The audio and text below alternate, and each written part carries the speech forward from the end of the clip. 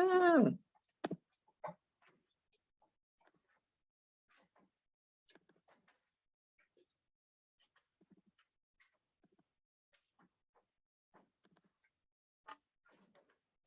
So chapter 9 focuses on two-way ANOVAs.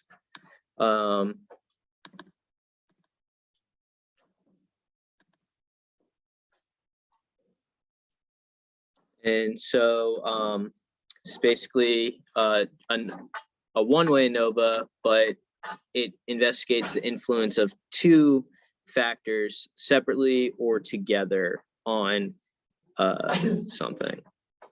So, sorry, I'm just getting it formatted on my computer. Which one is this?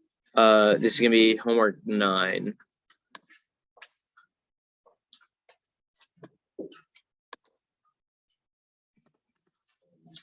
So the first question of homework 9 was measurements were made to investigate the combined effect of battery age and room temperature on the performance of a battery. And the measured performance indicator was the time that each battery could power a toy. For each combination of battery age and room temperature, 5 measurements were made. Those measurements resulted in the following sums of squares. The total is 60, among is 8, between is 4, and among and between is 12.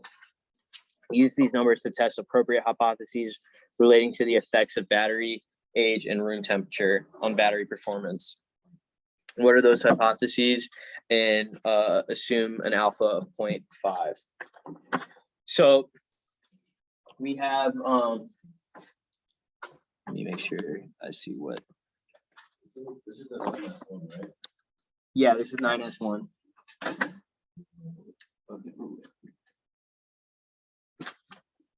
So we have age and room temp.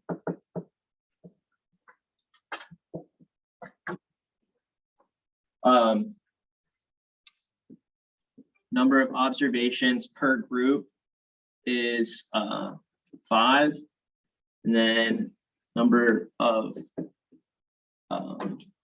that's B.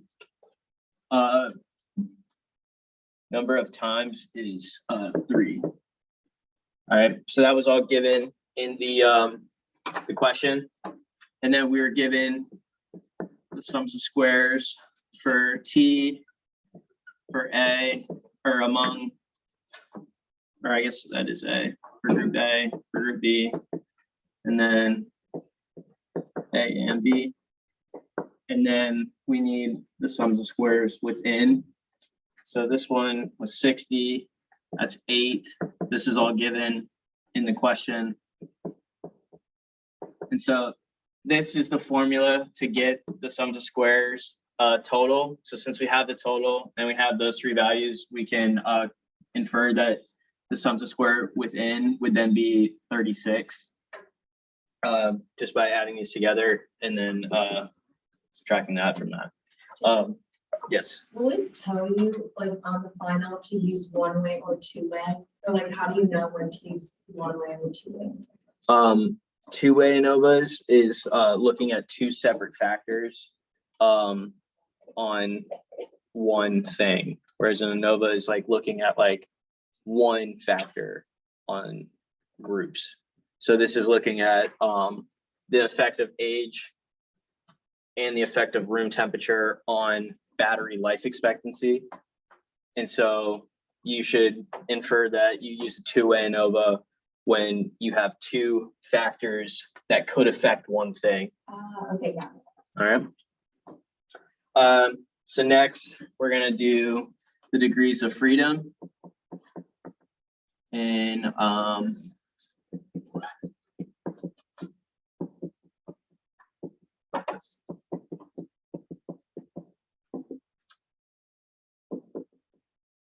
all right, and so I believe if we go back to, I think like all of these formulas for the ANOVAs and two-way ANOVAs are in that formula sheet. And so the degrees of freedom of A and B are both going to be 2, because we have 3 observations per, like 3 times we observed 5 observations. That's how it's happening. And so degrees of freedom for group A, degrees of freedom for group B, and then degrees of freedom of A and B is those 2 multiplied by each other. And then degrees of freedom within, I'm gonna look up the formula sheet real quick.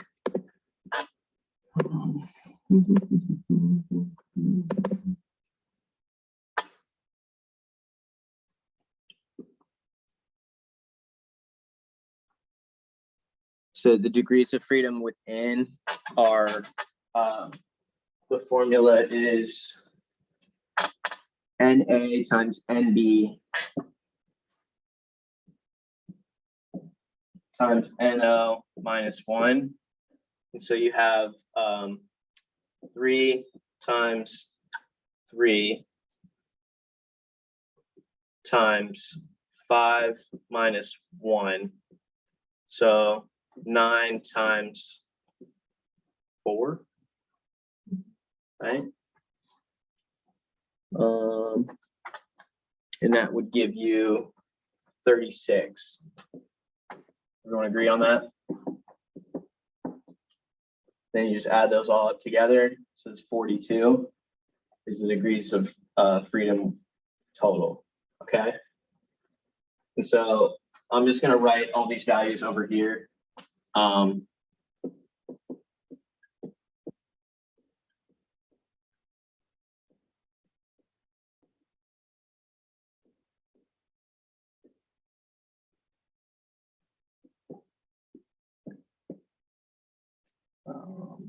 think it's 44. Is it 44? Oh yeah, sorry. And then this was 36.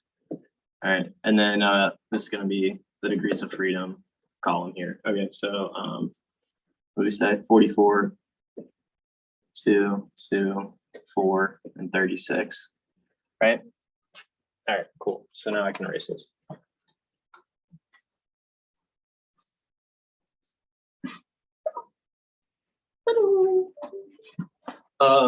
So we're going to do these individually. So we're going to start with age. And so the null is that all age groups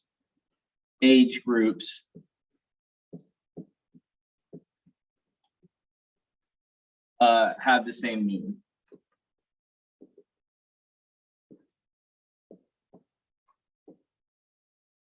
And then, so to do this, we're basically just going to be doing a one-way ANOVA, but for age groups. So we have the F stat of A. So SSA over DFA over SSW DFW. Yes.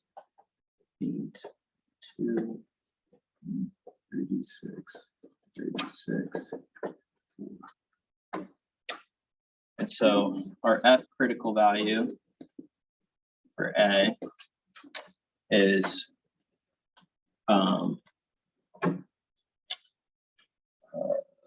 what's the F critical value? The formula for it. F critical is alpha, DFA, and DFW. So like your degrees of freedom of your group and then within. And so in this case, it would be 0.05 and then 2 and 36. So when you look this up in the back of the book and then recall when you're looking up on the F distribution table or the F table, whatever it's called, that would be on page 503, excuse me. And so we're looking for an alpha of 0.05. So we want to look at the cumulative F distribution that has 0.95 next to it, which is actually on page 505. And then so the DFA is your top column, like your top row, and then the DFW is the side, the y-axis, you can call it. So you'd go over to 2, and then you'd go down to degrees of freedom of 36. Oh, and this is, remember how, I don't know if anybody heard me yesterday, I was saying like sometimes it's better to look at his tables that he posts on Blackboard. This is the table that I was talking about, because the degrees of freedom on this cumulative F distribution table in the back of the book counts to 1 to 30, and then it starts counting by 10. So if we're looking for a degrees of freedom for 36, then we kind of have to make a judgment call. Granted, it's a value of 0.1. It's in between, but to be more precise, you can look at his value in the book or on Blackboard. So if you look at the one that he has on Blackboard, you'd get a F critical value of 3.26.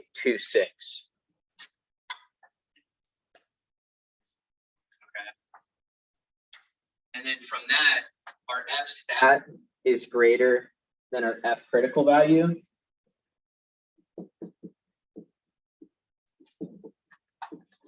Which leads us to reject the null of A. So we're saying that no, all age groups do not have the same mean, okay? Mean of age groups are not equal. Okay, everybody follow that one? Right, so now we're gonna do the same thing, but for the B group. So this one, the null is that all room temperature groups have the same mean. So it's the same hypothesis, but you're just changing what group you're putting here. So instead of all age groups, it's all room temperature groups, okay? So again, it's the same formula, but we're just using the B values. And you're still using the within values.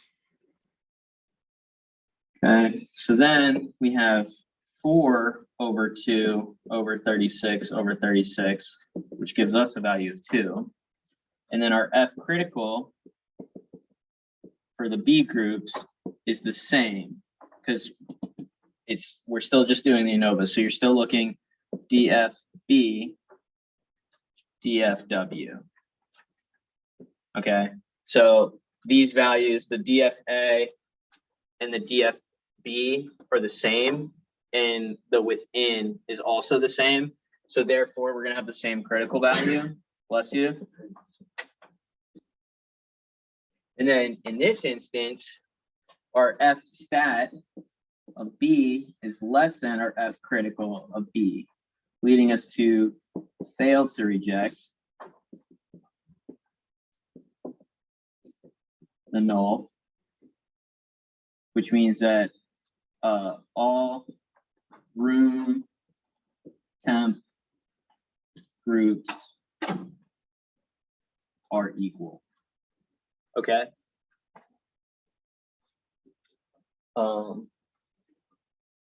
So lastly, we need to do basically the interaction of the two of them. Okay, so for that,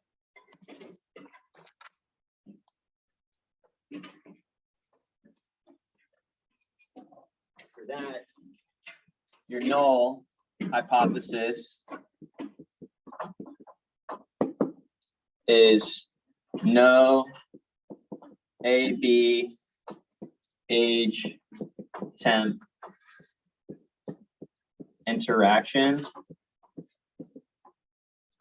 Okay, which is basically saying that both of these groups have equal means. All right.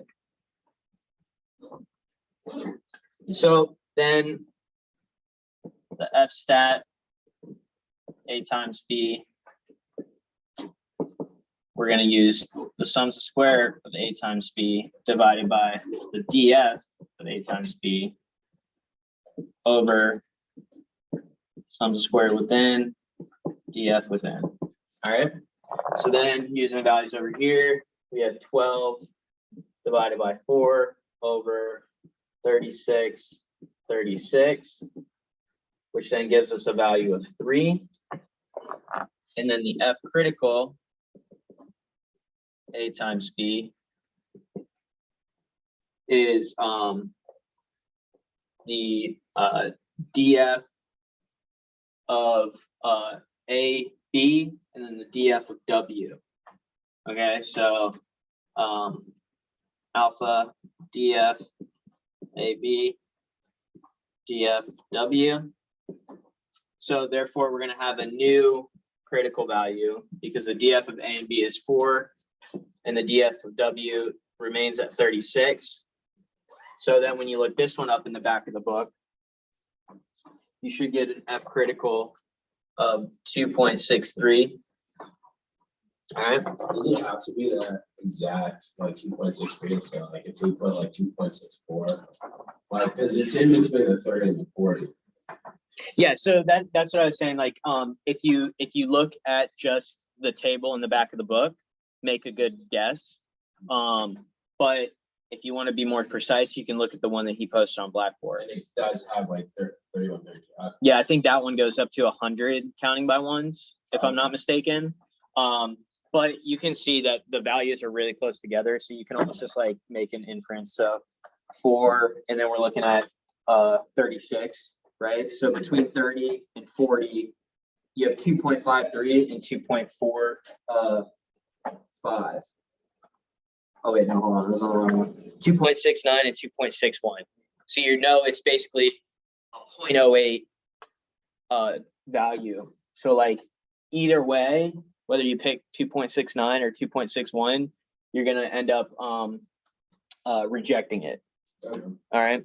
So yes and no, I guess your question. So like I just said, the F stat of A times B is greater than F critical. So just to reject the null. I thought this wrong paper. Meaning the means of the interaction are not all equal. Okay.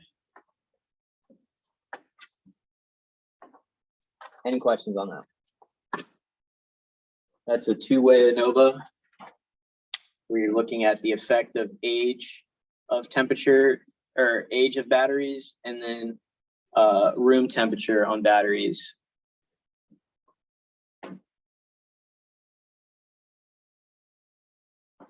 Okay, I'll give you guys a minute to finish writing that one down.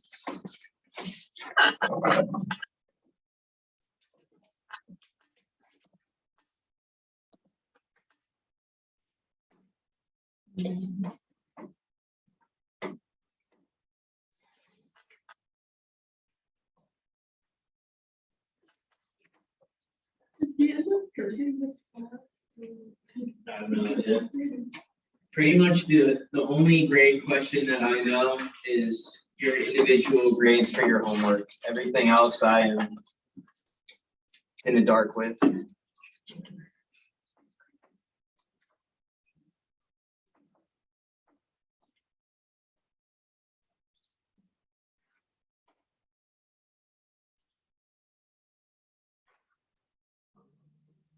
So.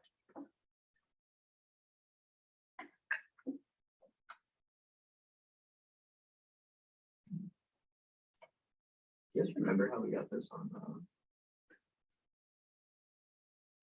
our computers?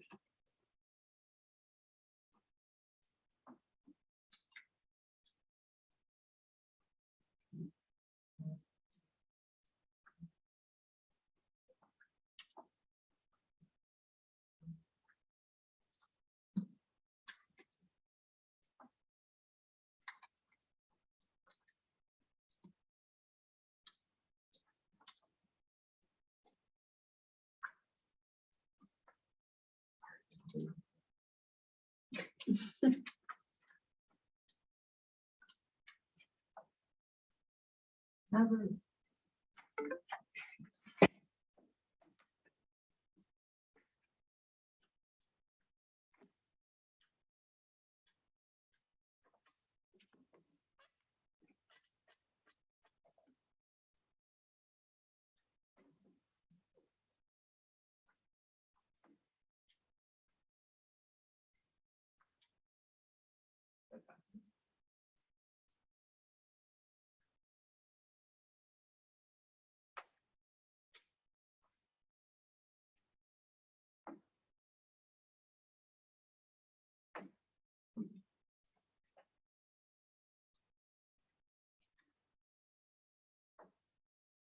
Alright, so this computer doesn't have Jupyter Notebook on it, but what we can do, I hope.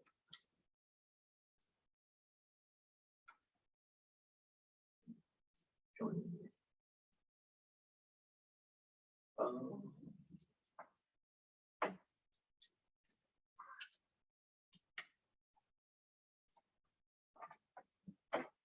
We're figuring this out.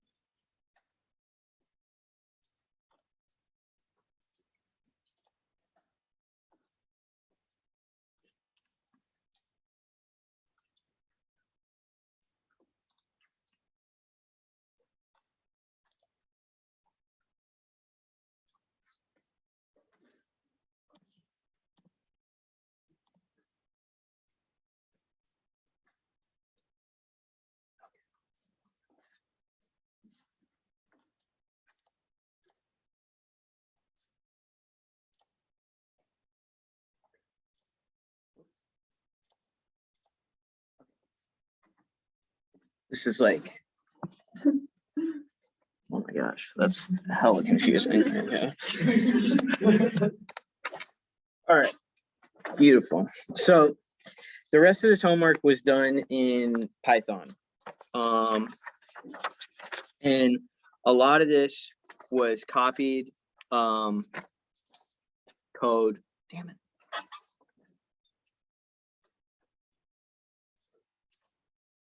Copy code from his given what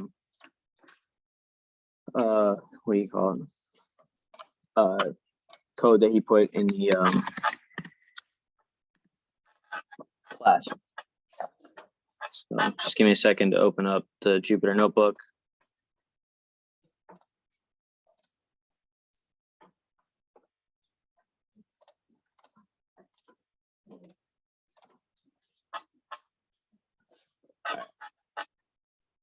Can the four of you see that okay over here? Okay.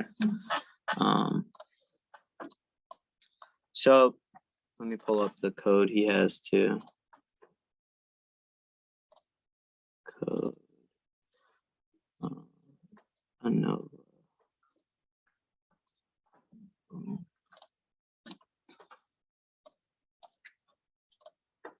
Okay. Damn it.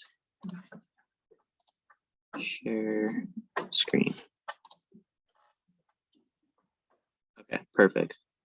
So this code over here on the right is the code that he put up on Blackboard. Okay. So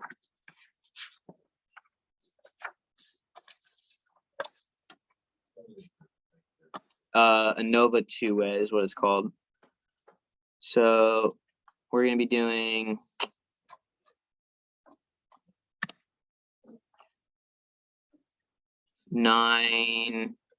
9.4 next, okay?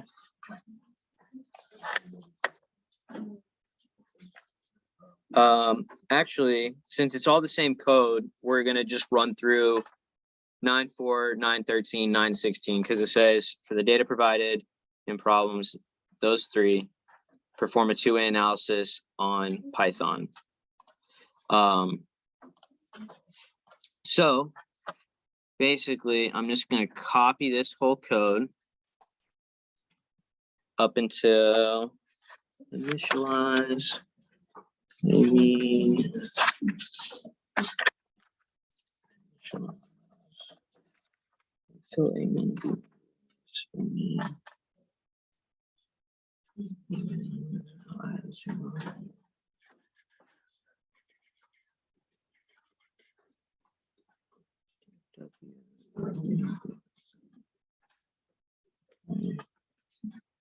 Test factor, literally this whole thing. I'm just gonna copy this whole thing.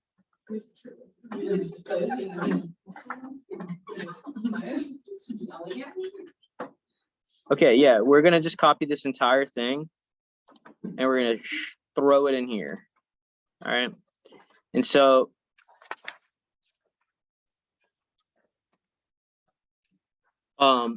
this is your AB array. And so if you go to 9.4 in the book, I'm gonna read off the question.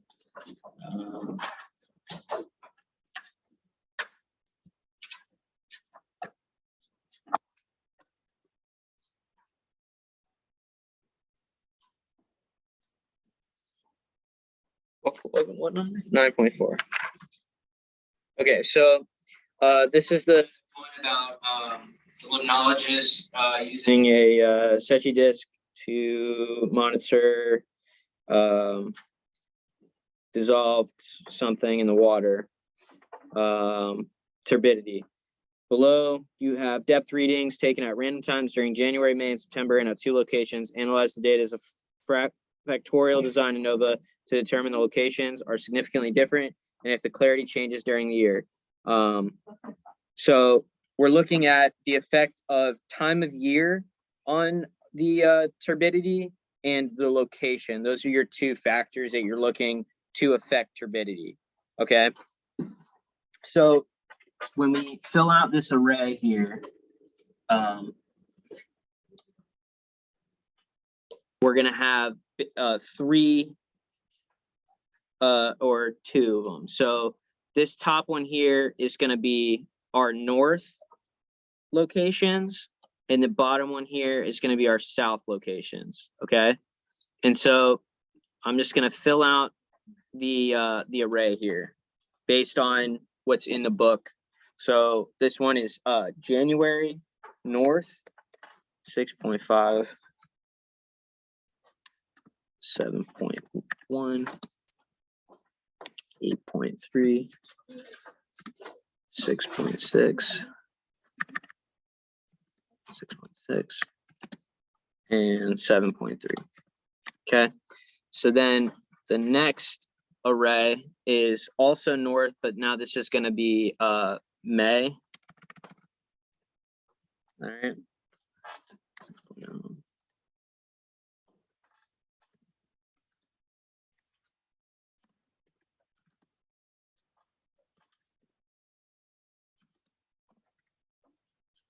And then lastly, the north location, but in September.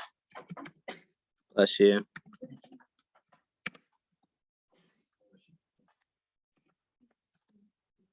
Uh, 4.3, 5.0, 4.9, 4.5, and 4.1. All right. And then this one we're going to fill out now. We're going to go down to our south locations and then doing the same order: January, May, September.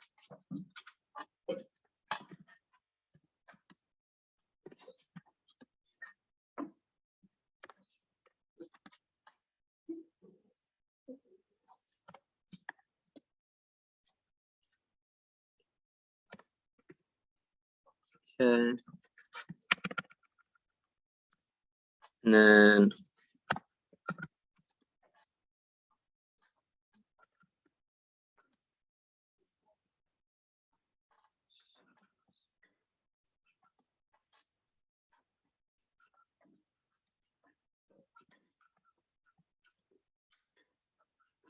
And lastly, South September.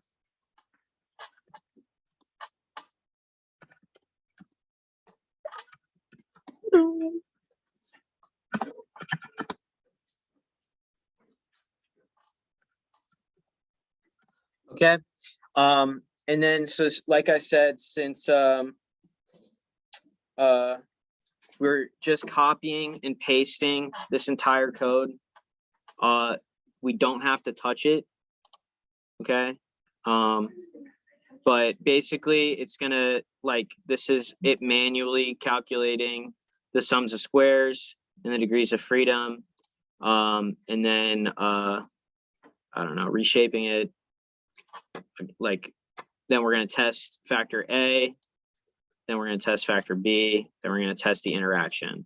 All right, so if we want, we could state somewhere like, don't know what the hell I just did. Okay, cool, that's my Gmail account.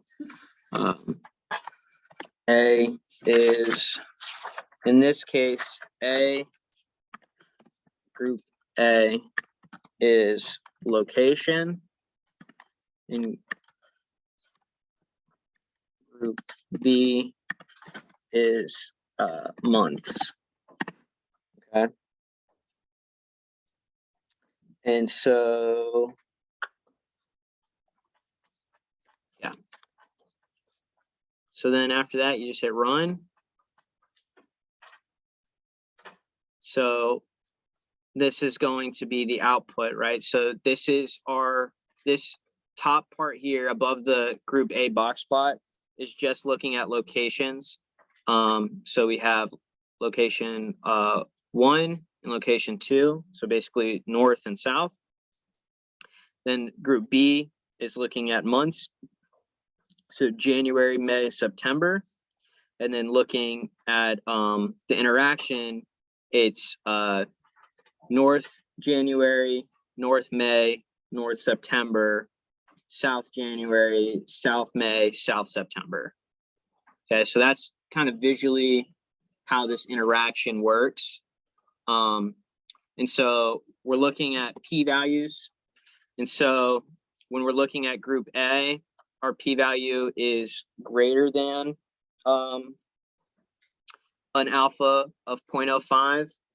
And so that would lead us to fail to reject the null, because looking at this, so really, you don't really have to look at any of that when you put this into Python, okay?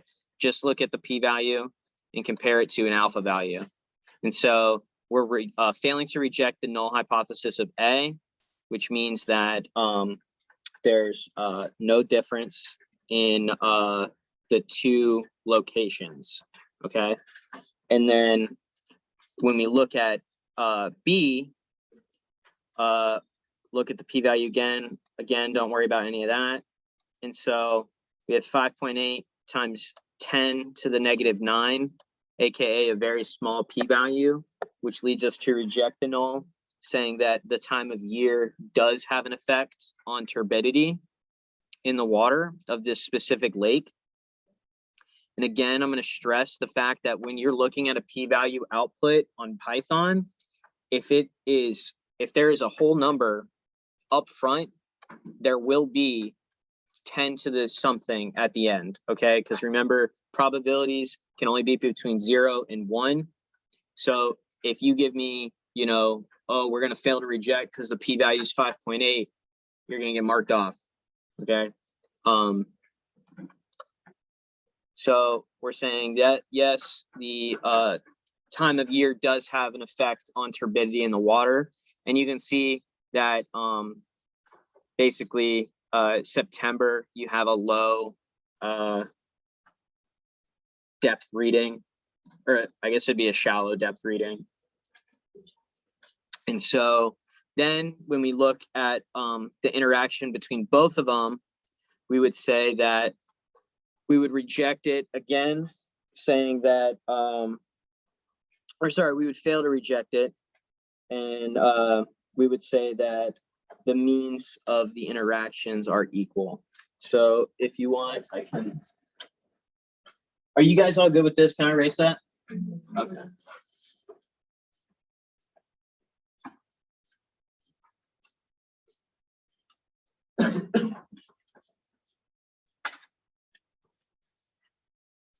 So in this one, we had A, and I said that was location. B was months. And then we were going to hold on. For A, we have p-value that was greater than 0.05. Fail to reject. For B, we had a p-value that was less than 0.05. Reject. And for A times B, we had a p-value that was greater than 0.05. Failed to reject.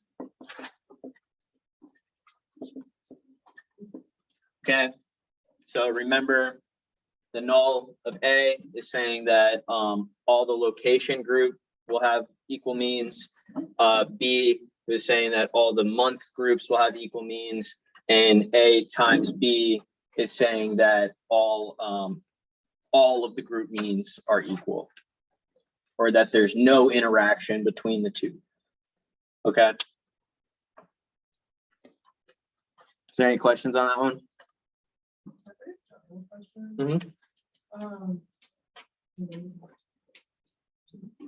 So besides like adding values into the array, is there anything that we're gonna have to like change? On that code, no.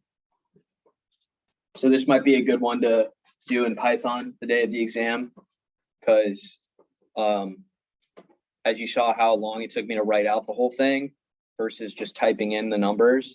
The only problem with this is, and I stress this on the day of the exam as well, double check what your input values are, because like if I put, on one of them, 7.5 something, I don't know, some minuscule difference could be the difference of the p-value. Okay, so do yourself a favor. After you type them all in, just go back and make sure that they're the same. Because some students during their homework would have that problem. And yeah, so the two-way ANOVA is pretty much going to be copy that whole code down and change the array at the top and then hit run and go from there. So I'm going to do the same thing. I'm just going to change the array because it doesn't make sense for me to keep posting new code here. So that was 9.4. And so the next one is 9.13. And in this one, we're looking at 2 lifestyle factors affecting blood pressure, diet, and smoking. And then, so they're looking at the level of smoking, whether you're a smoker or a non-smoker, and then they're looking at the amount of sodium in their diet, whether it's moderate or high. So again, we're looking at 2 factors that could influence blood pressure. And so in this array, we're gonna, instead of having 3 groups, you guys can see my cursor, yeah, instead of having, 3, we're just gonna have 2. So the first one is gonna be non-smoker moderate. Then the next one's gonna be non-smoker high sodium. Then the next group is smokers that have moderate sodium intake, and then smokers that have high sodium intake. Okay, so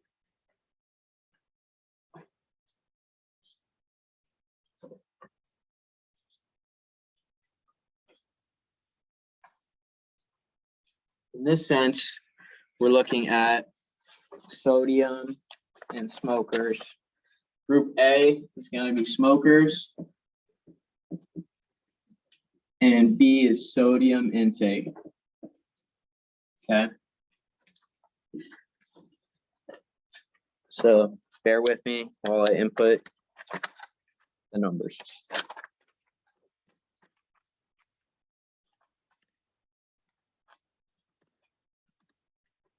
Just like the little. Hmm? Like, cause you have like 3 now, you just delete one. Yeah, we'll just delete one.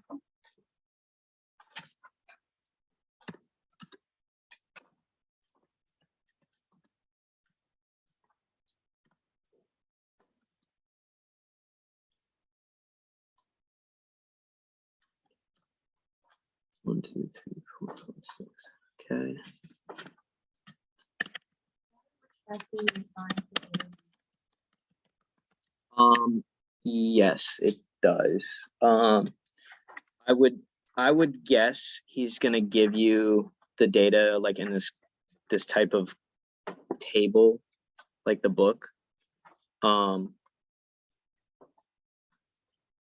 Group A is gonna be the left side, and then group B is gonna be like the top. That's how I think of it in the table.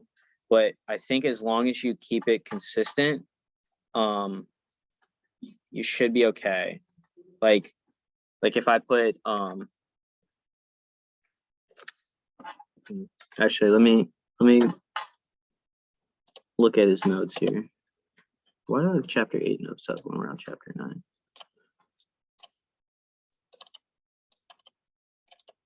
No, that's chapter 10. Okay.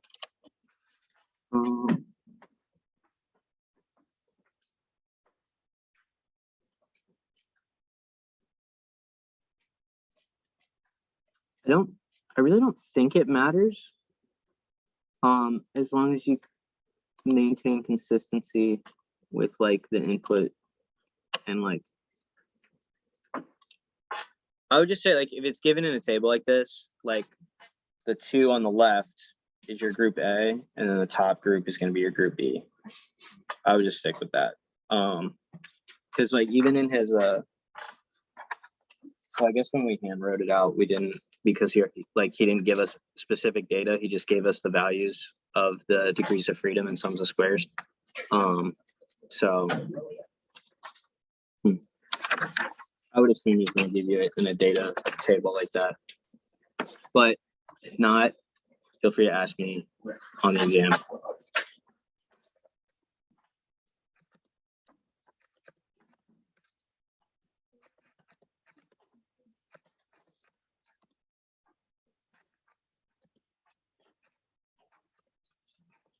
Okay, so then we're going to delete this group here.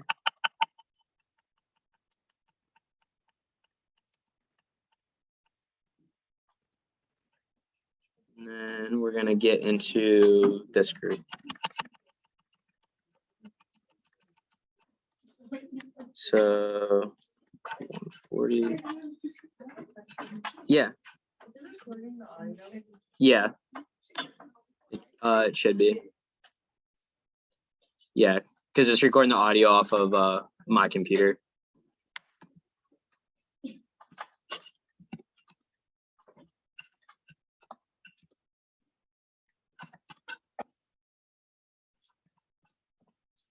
Okay, and then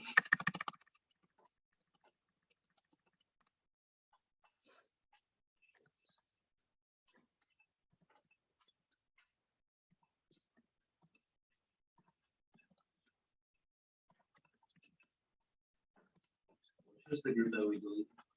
it doesn't matter. Like you just have to get rid of a third one. Oh, I said there should be 5 of them instead of 6. Well, there's 6 individual ones, but we only are comparing moderate and high sodium intakes. Okay, and then so we said this is smoker, and this is sodium intake.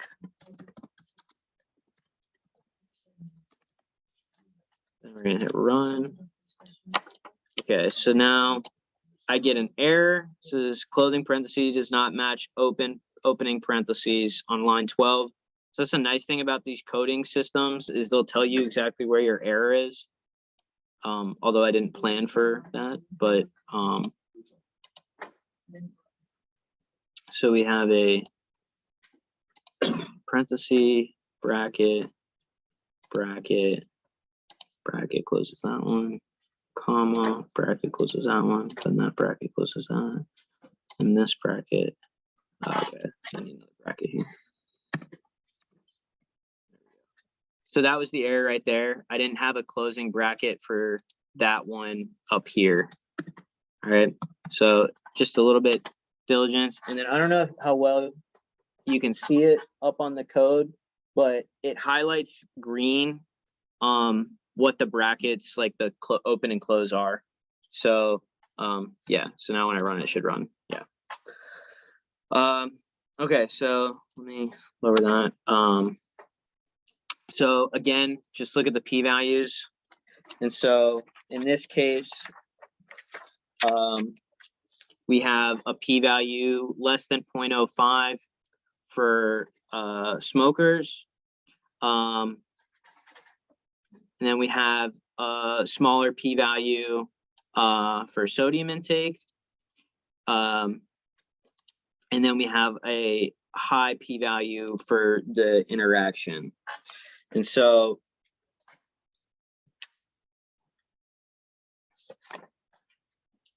we're saying P was less than 0.05, it's less than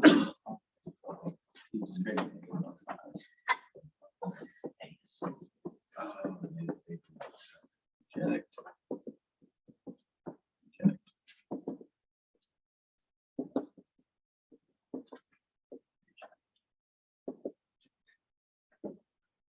So we're saying that whether you're a smoker or not does have an effect on blood pressure. Whether you have high sodium intake or moderate sodium intake does have an effect on blood pressure. And then we're saying that there's no interaction between these two when it comes to the effect of blood pressure, or saying that all of the group means are equal to each other. Okay. Anybody got questions on that one?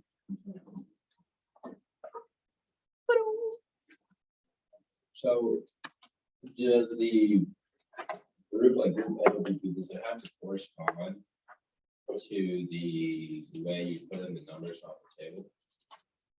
They should correspond to the way you put in the numbers.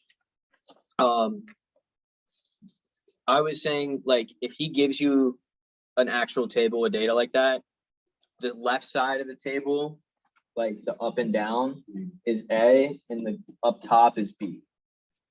So you can think of it like that, but like on the flip side, you could have had sodium intake moderate high and non-smoker smoker, and it would have just flipped the way the table read. Right. So it would be the same numbers, just the table would be flip-flopped. And so like, I don't think it necessarily matters which one's group A, which one group B, but as long as you put them in the same way. And as long as you know in your head which one is group A and which one's group B. Yeah. Okay.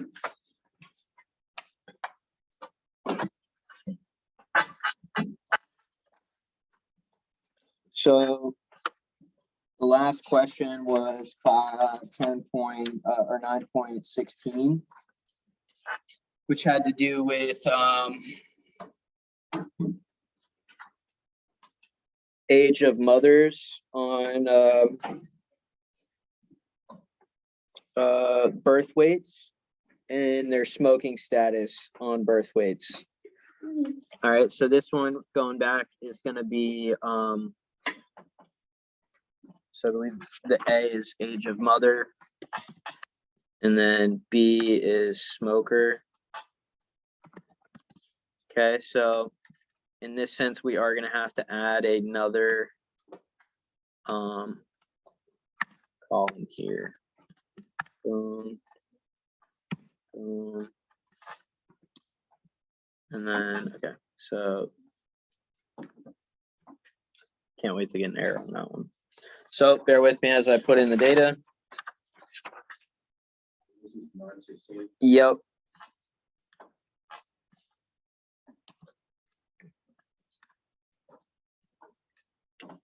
Uh, 3.63.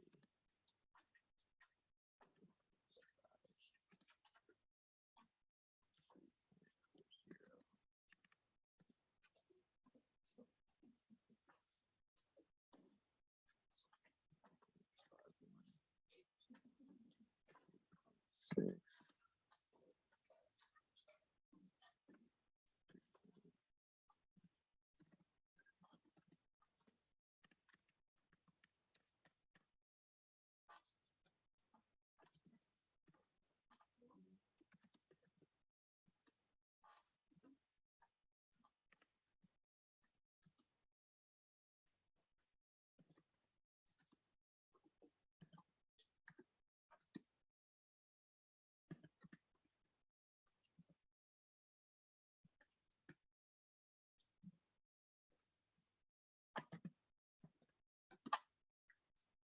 It's like doing the same thing, so now Yep.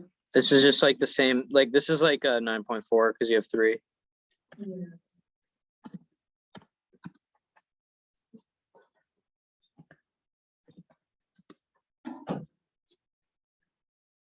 Oh shit. 3.18. 3.4. And 3.5. That closes that. Boom. Oh wait, no. Now we need a bracket here to close that one. Okay.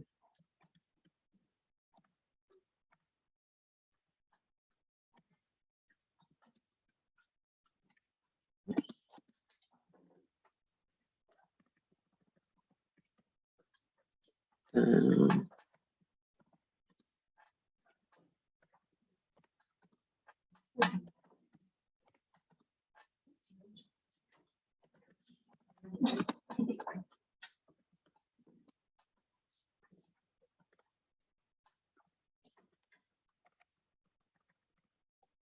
um,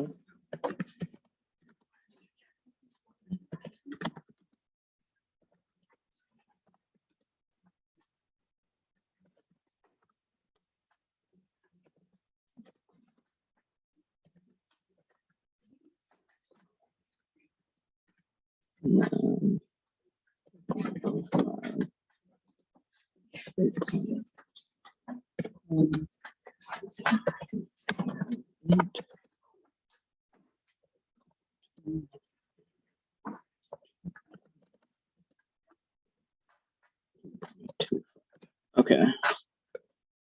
Close that, close that. Okay, so then run this one. And so for this one, we have what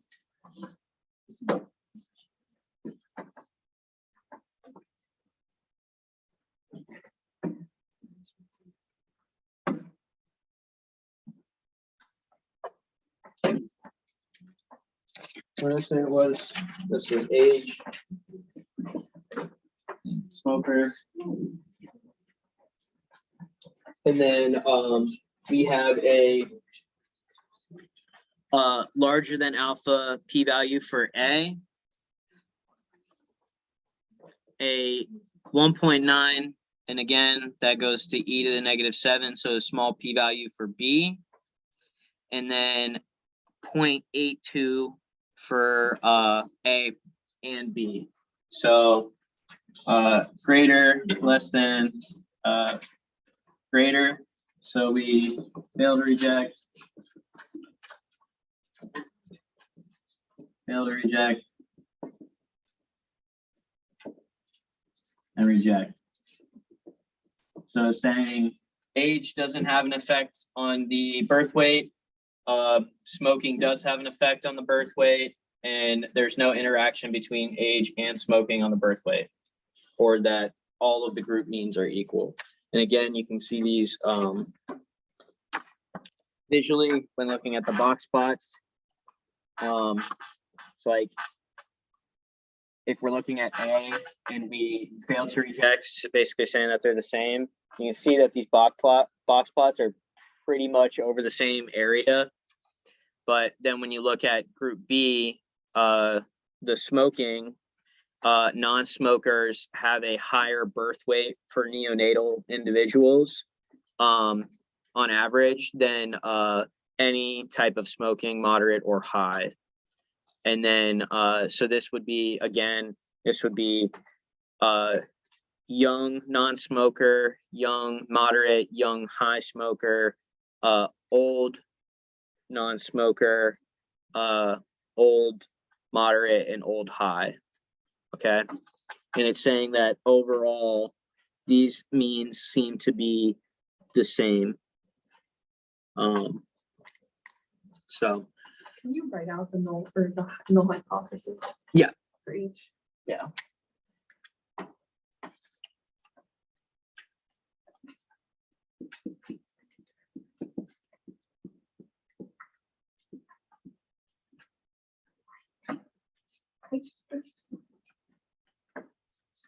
Okay, so like when you're asked to write out the null, you don't have to actually write out like the mean of this one equals the mean of this equals the mean of this. No, Oh, okay, like, I mean, you could put like,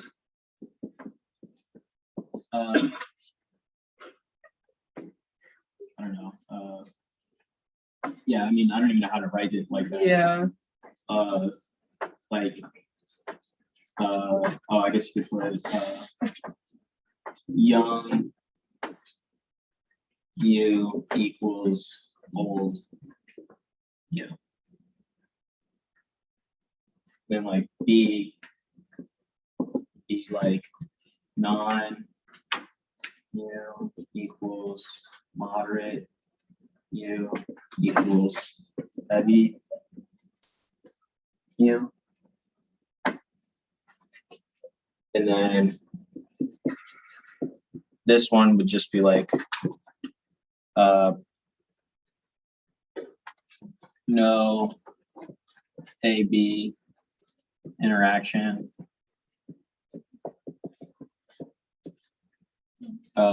for equal means. So that would be like young non-U equals young moderate U equals young heavy U equals old non-U equals old moderate U equals old heavy U. All right. But So but we can just write out in words. yeah. Yeah, you don't necessarily have to write like an equation, I guess you could call it. All right, so that's 2A ANOVAs. Any questions on that before we move forward to chapter 10?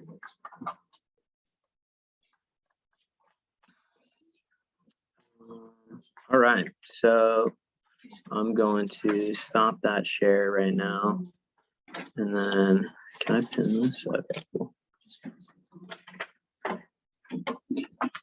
All right, so homework 10 was about correlation and like linear regressions.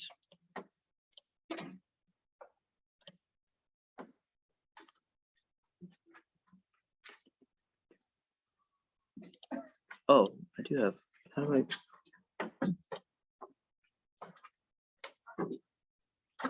There we go. So correlation, linear regressions. A correlation, is there an association between X measurements and Y measurements? And then the regression is basically trying to fit a line on like a best fitting line between those relationships.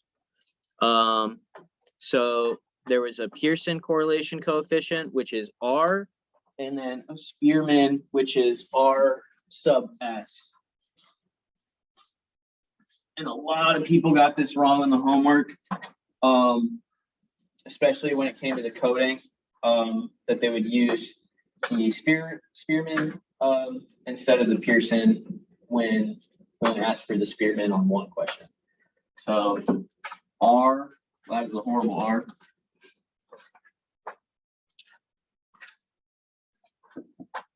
Pearson.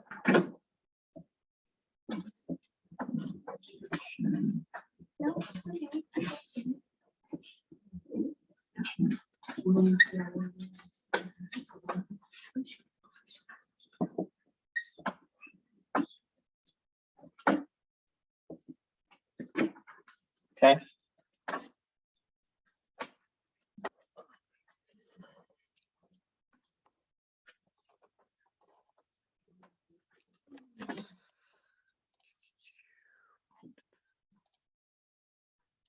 So 10S1 is on the directions for the homework.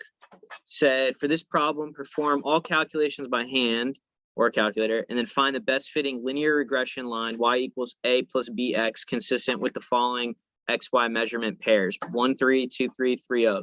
Sketch the points in regression line. What is the correlation coefficient R? Perform the standard test to assess the significance of the regression line. A statistical table is needed for this part, and then why is the significance so low? So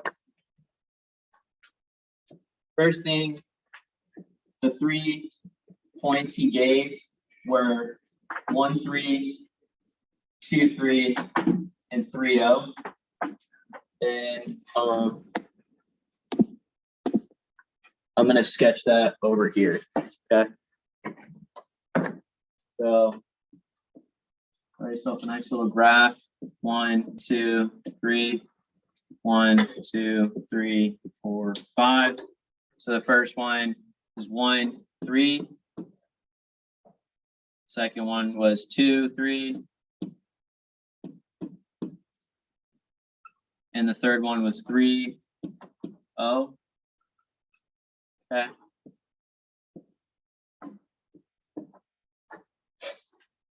So now we're going to try to find this best fitting line, y equals a plus bx.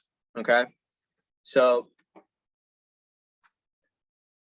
the means of these we need, and so the mean of y is 2, and the mean of x is also 2. Okay, so just keep that in mind. That's what you need to do next. So then the formula to find b is the sum of your individual x minus your x bar times your y individual minus your y bar over the sum of your x individuals minus your x bar squared. Okay. So when we do that, we get 1 minus 2 times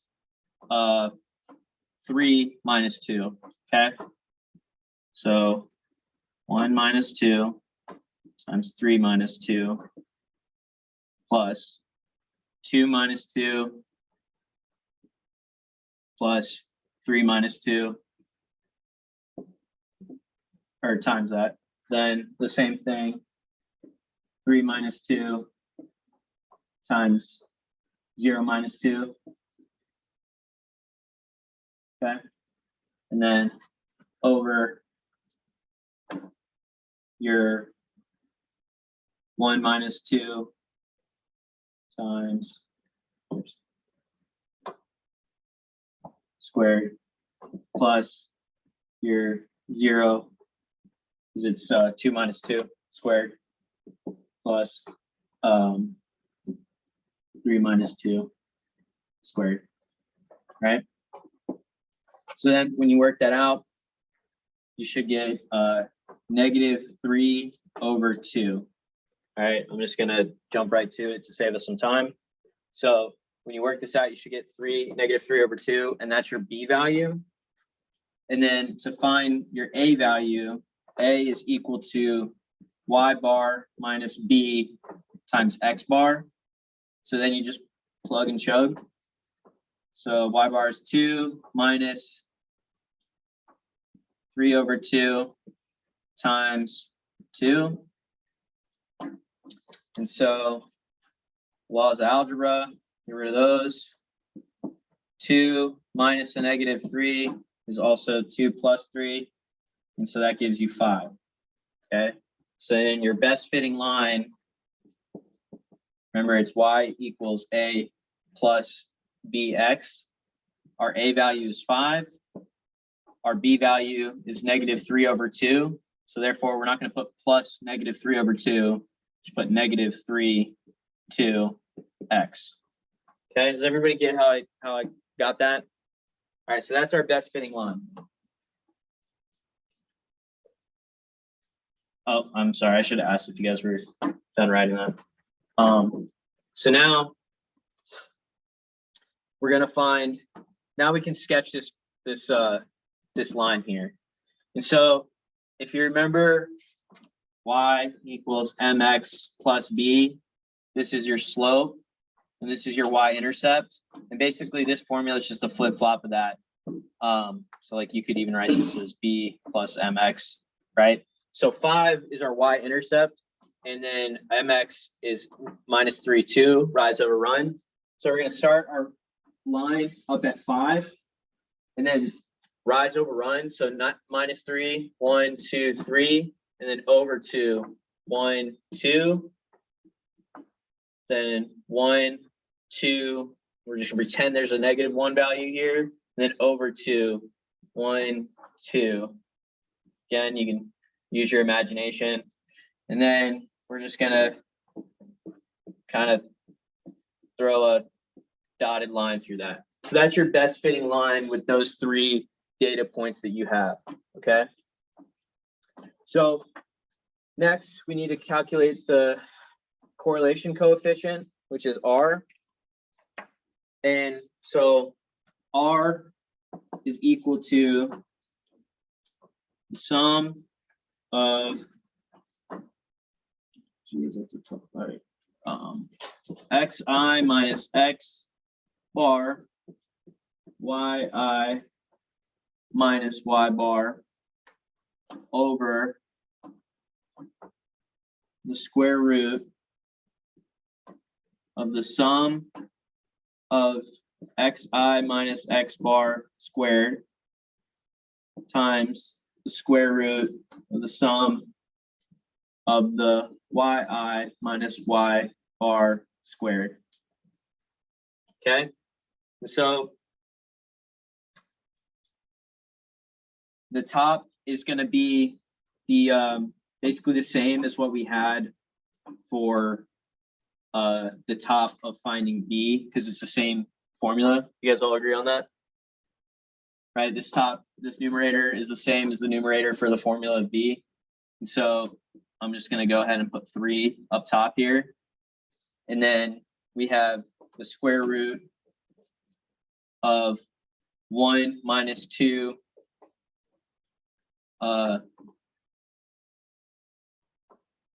right? Yeah, 1 minus 2 squared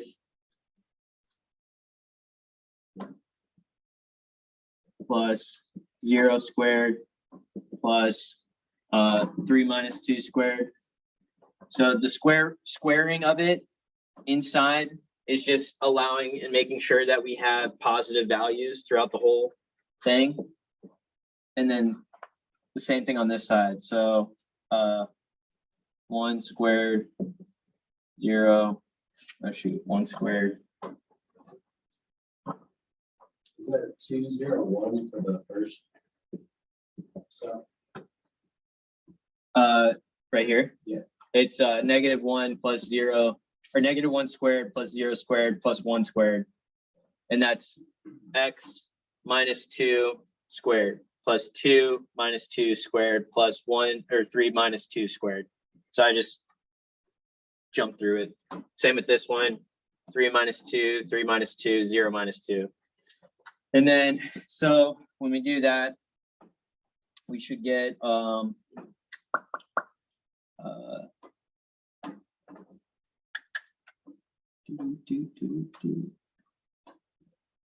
negative, what's negative 3 up here? Negative 3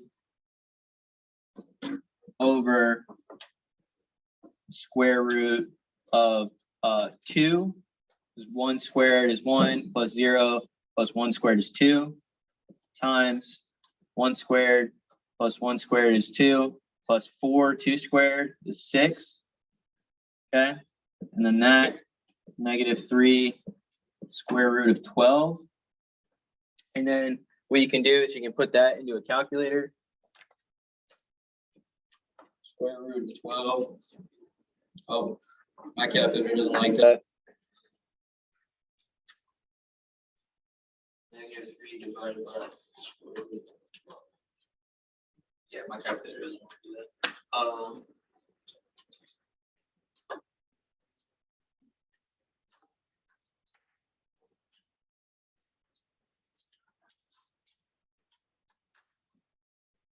So anyway, if you have a calculator, you can do that one on your I know I think I ended up doing this one on my phone because my phone doesn't do like the 2 times the square root of 3, which is what that would reduce to. But anyway, you get negative 0.866 is your R value. Okay, so this is saying that first off, the negative is telling you that it's a negative linear relationship. And then the R value is just basically like how well do those points fit to that line. And so if you had an R of 1, that would basically mean that all of the points are on the line. Then if you had a R of, I don't know, 2, it's like the points are all over the place and the line doesn't really fit that well. But it is still the best fitting line. All right, so now we have our R value. Can I erase this or are you guys still writing that down? Why do all these erasers have freaking hair on them? That's disgusting.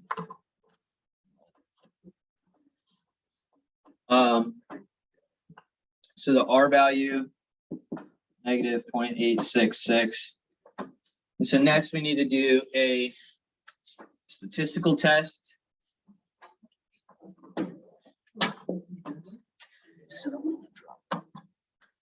So, oh shoot. How much more is there? Hold on. Yo, Gabe, can you hear me, bro?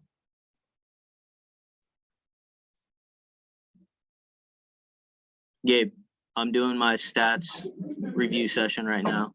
So I'll be on Zoom to work on the lab at 6. All right, I'm gonna take, all right, cool. I'll talk to you later, bud. Hey, hold up. Is this the meeting we're supposed to go to? Yeah, but at 6 o'clock. Oh, at 6? I thought you said 4. Someone said 4. Not me, Hang on, bro. man. Adios. Adios. Oh my God, wait, is that Gabe? So like, No, do you look at the aquaculture? no, that's different, Gabe. I know that. I know that Gabe too. That Gabe's cool. I get him. That dude's crazy, but he's cool. He's fun to work with. It's a nice working. I'll take your word for it. So we're gonna find a T-stat. And so, sorry, I just saw that somebody was waiting in the waiting room there, and I was really confused as to who it was. And so, yada yada yada.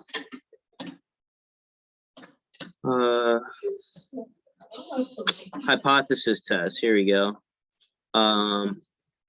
Is this what we're doing?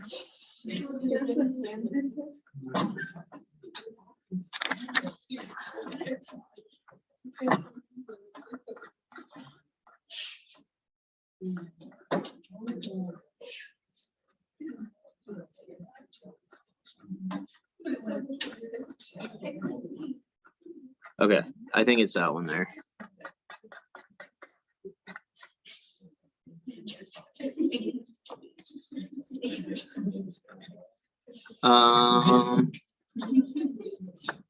Okay, it's this formula here.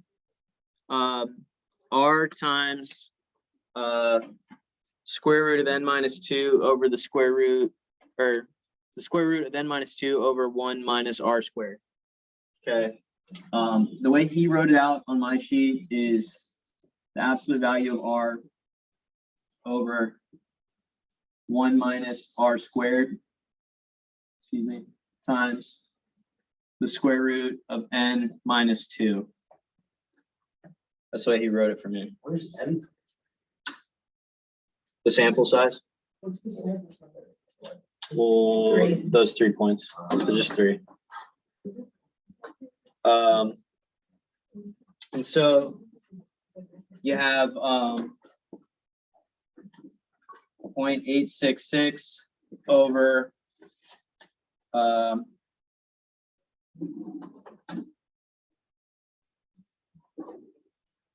1 minus 0.866 squared is really close to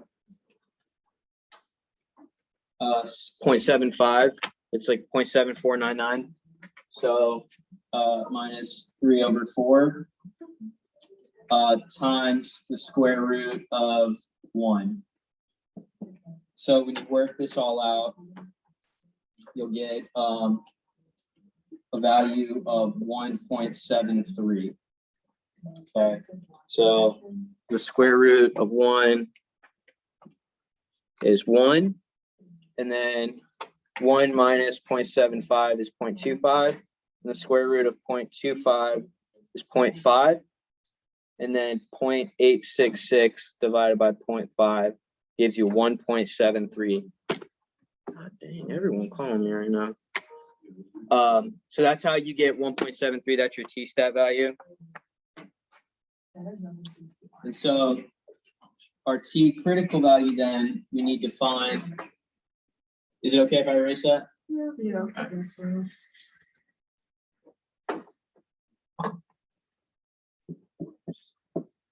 Okay, and then our t critical is going to come from the t table. And a two-tail with the degrees of freedom of 1. And then I remember this being confusing. Then yes, it will. It should always be two-tail because you're looking at what was the question even?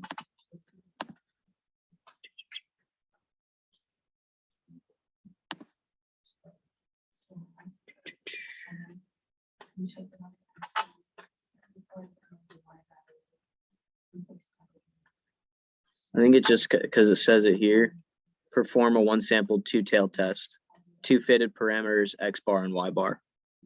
And then the degrees of freedom in this case is n minus 2. So that's why we have a degree of 1.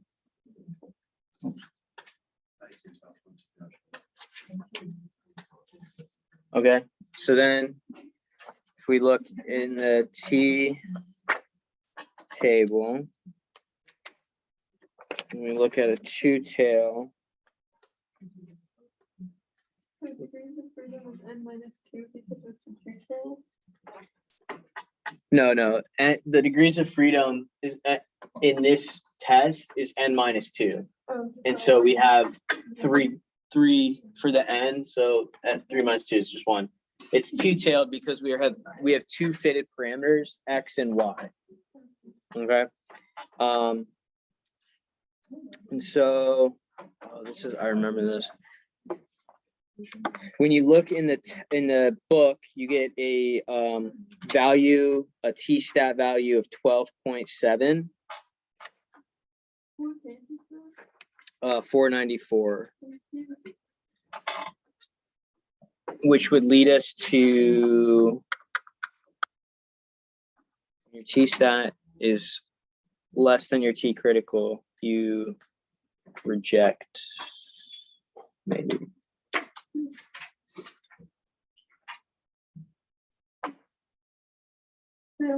Fail to reject. That's what I said. Yep. So our T critical value is 12.7. And so since that is larger than our stat, we would fail to reject. And in this case, the null hypothesis is that I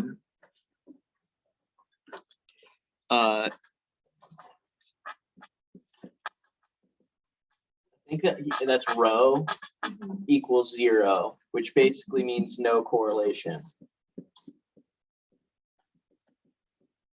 Okay, so we're failing to reject it, saying that we agree that there's no correlation between these 3 points. And then the last question of this specific question, last part of this question was, why is the significance so low? And that's just because we have a very small sample size.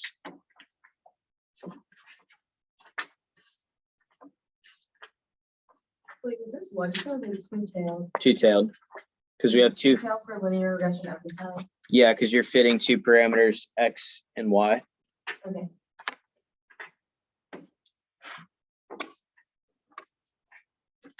That is the last part of the question, right? That is the last part of the question, right? Mm-hmm. Do we have to determine like the actual significance number? He did. The way to do that is just, we have a T stat of 1.73. And if you look on the T distribution with the degrees of freedom of 1, the lowest value we have is 3.078. And that's all the way to the left with 0.2 as like the column. And so basically you're saying that the significance is, or like the probability of it landing is actually greater than 0.2. And so like, basically you could say like the significance is less than 80% correlation if you want to get into it like that. It makes more sense like if your p-value like fell within a range that like you could see. And so like let's say we're looking at the same degrees of freedom of 1, and our p-value was between 6.3 and 12.7, which is 10 and 5. You could say the significance lies anywhere between 90% and 95%. Does that make sense? Okay, and then the next question is the Spearman correlation. Yeah. For the degrees of freedom, is it always n-2 for these problems? For the Pearson, it is. Okay. For the Spearman, trying to find out right now.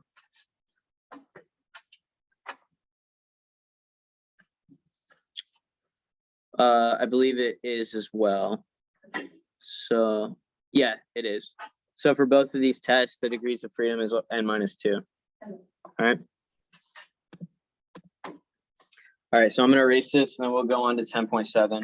And then we'll do 10.15. What time is it? 4:30. And then I'll basically just go through one problem on Python because it's all the same code. Does that sound good? And then we'll move on to 11 and we'll run through 11 real quick, since that one's should be the freshest in your brain. Oops.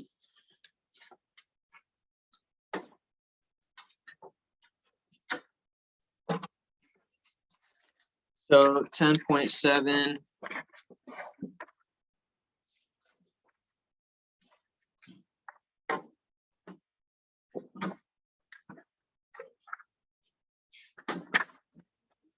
This is the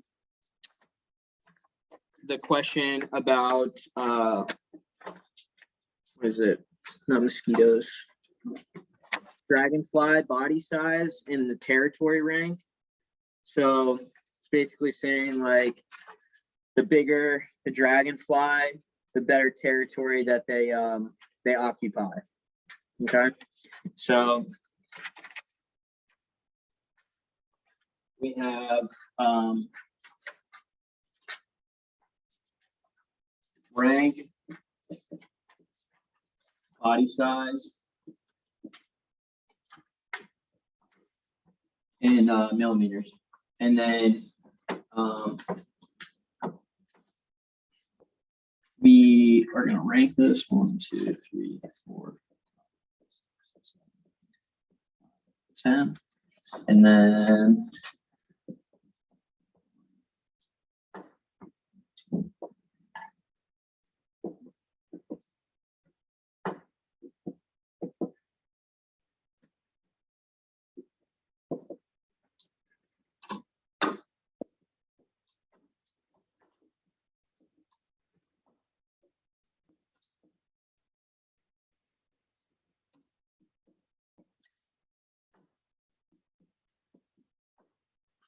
what's the last one? 13.6. And so we're gonna rank these lowest to highest, lowest being 1, highest being 10. Okay, so again, since I already have the values, I'm just gonna run through it. I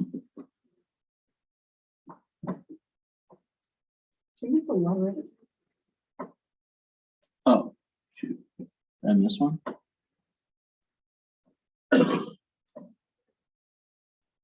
Fifteen one, 14 9, 14 7, 15 3, 14 14 5, 15 13. 15.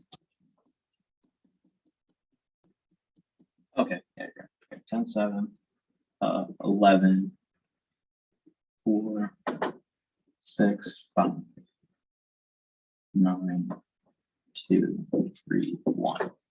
Okay, so then we're gonna do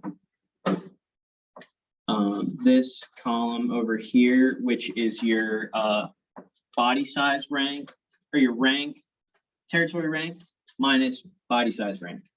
Okay, so territory rank minus body rank.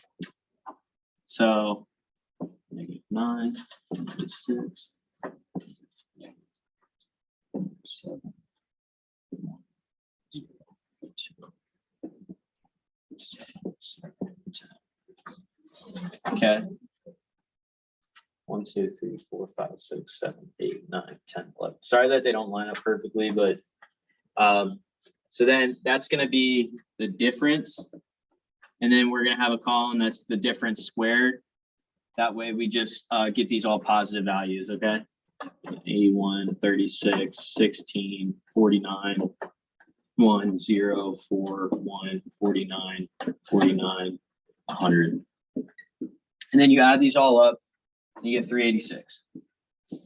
Okay, so yeah.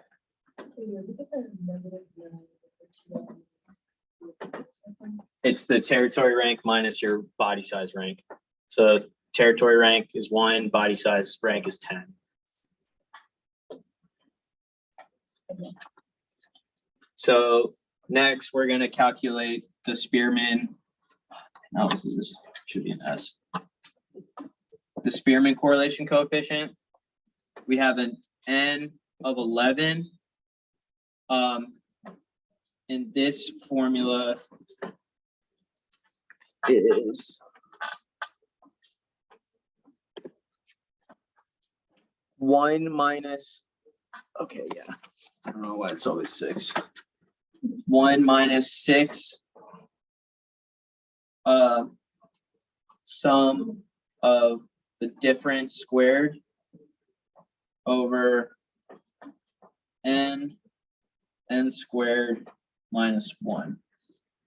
Okay, so 1 minus 6 times 386 over 11 times 11 squared is 121, and that minus 1 is 120. And so your RS is then negative 0.755. Okay. And so I'm going to go ahead and erase this up here. 0.755. Yeah, it's negative 0.755. So our RS negative 0.755. Our null is that there's no correlation, and our alternative is that there is a correlation. Okay. So now we need to find our t-stat, and that's the Spearman correlation coefficient times the square root of n minus 2 over the square root of 1 minus the Spearman correlation coefficient squared. So you get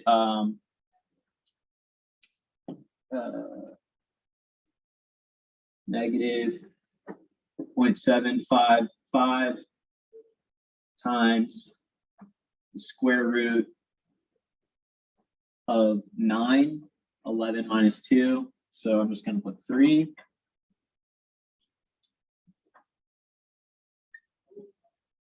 And then the square root of 1 minus 0.755. Negative 0.755 squared is 0.57, and 1 minus that.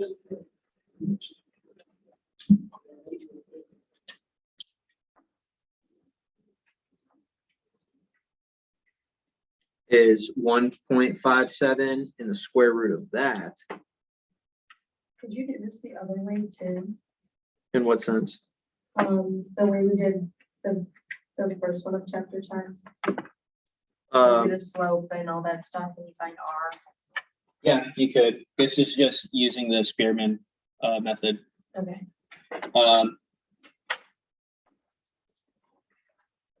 So hold on. The bottom value here will equal 0.656. And then all that together should give you a value of 3.45. I literally cannot tell if he has a negative sign there or not.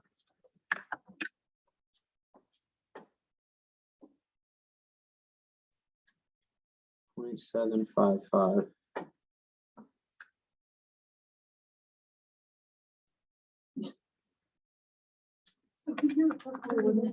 Yeah, I think so, right?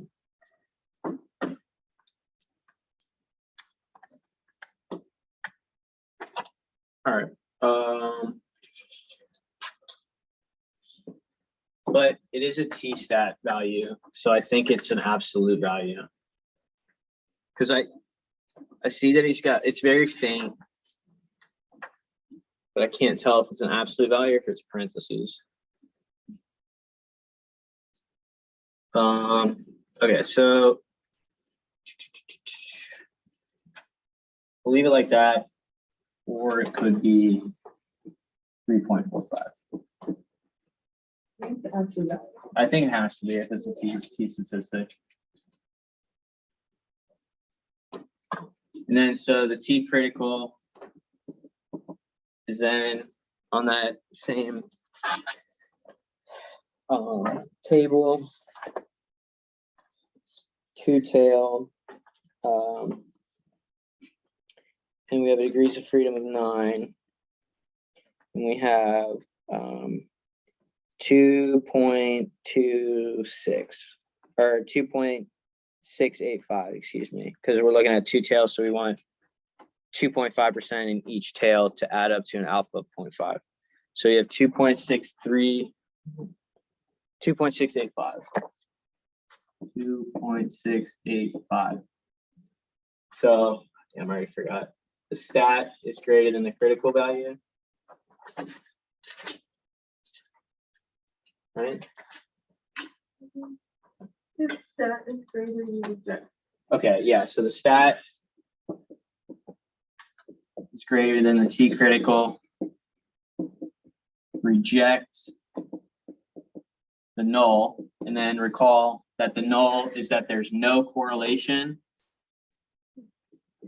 So we're saying that there is a correlation between body size and territory rank. Why do you reject the template from the table? So we're looking at a two-tail. And so you go to, on the two-tail level, it's basically saying that if we want an alpha of 0.5, we need to look at both tails of the distribution. And so since we want it to add up to 0.05, we need 2.5% in either tail to have a total alpha of 5%. And so instead of looking at the 0.05, that would be giving us a 10% per se. So we want to look at 0.025, saying that there's 2.5% in each tail. Okay. Okay, and then you just go down to your degrees of freedom level of 9. Okay, thank you. Okay, Is this? page 494, the T distribution.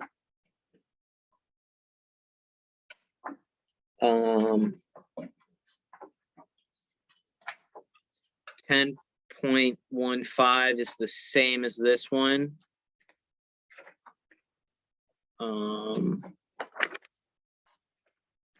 Then we'll do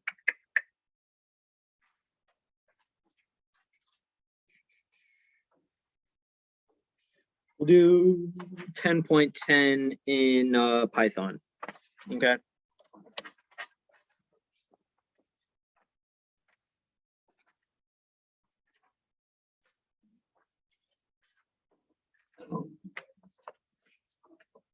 Oh yeah, this is bitch age.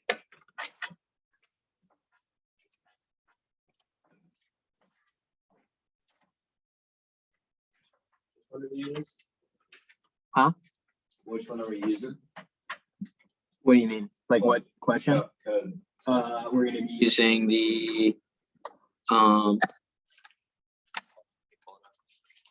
what it's called off the top of my head.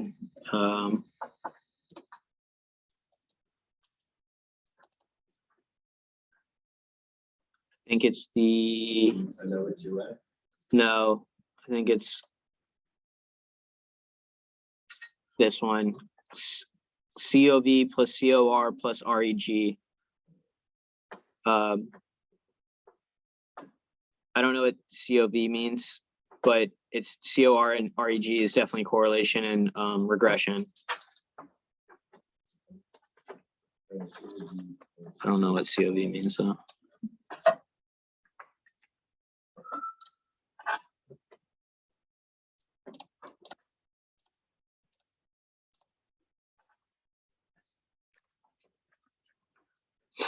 Okay, so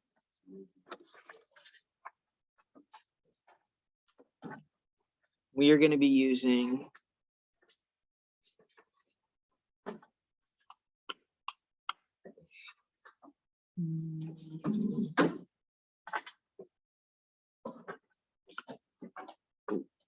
we need this top part. You always want to include the packages. Then we're going to pull this array. We're changing this array to correlate with our question. This here is what everybody seemed to grab at their homework. The Spearman, it will let you know if you want the Spearman. This one particularly, it was the Pearson. So we're just gonna kind of drop down here. This is 10.10. And we're gonna grab this. So from correlation coefficient to print.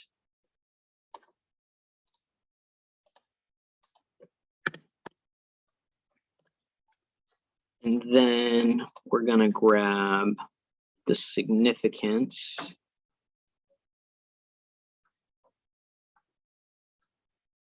Oh, I guess you could grab this one, basically from here down.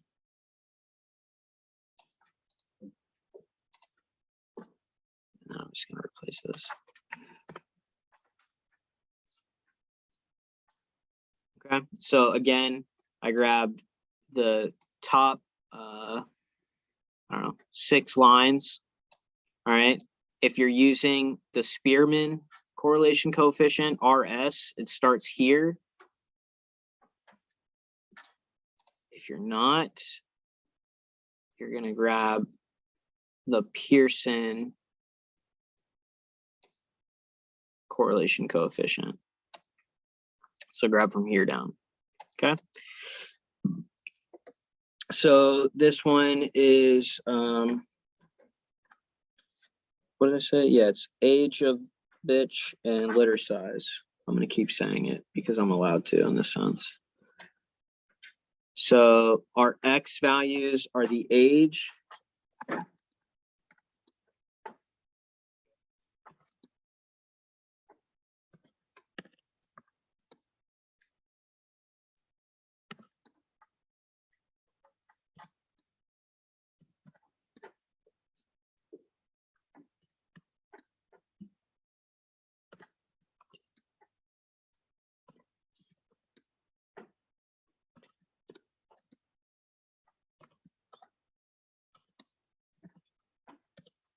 Okay, and then our Y is going to be the litter size.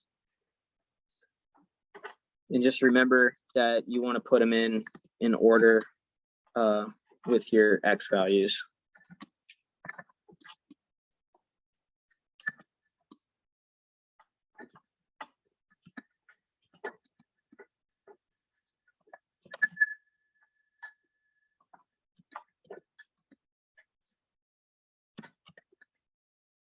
All right, and then double check. 1, 2, 3, 4, 5, 6, 7, 8, 9, 10, 11, 12, 13.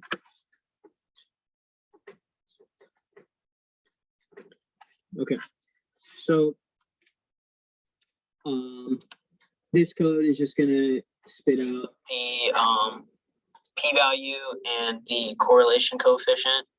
This is going to spit out the significance, and then this is going to find the best fit line. Okay, slope, intercept, R, and P. And then this is going to plot the regression line on. So actually, this code here is going to plot the points. This code here is going to plot the best fit line. And then we're going to just change this to age.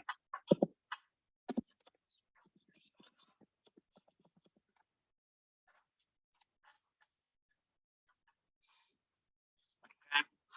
So as you can see, we have a small p-value, which would reject the null hypothesis that there is no correlation between the age of the dog and the litter size that they have.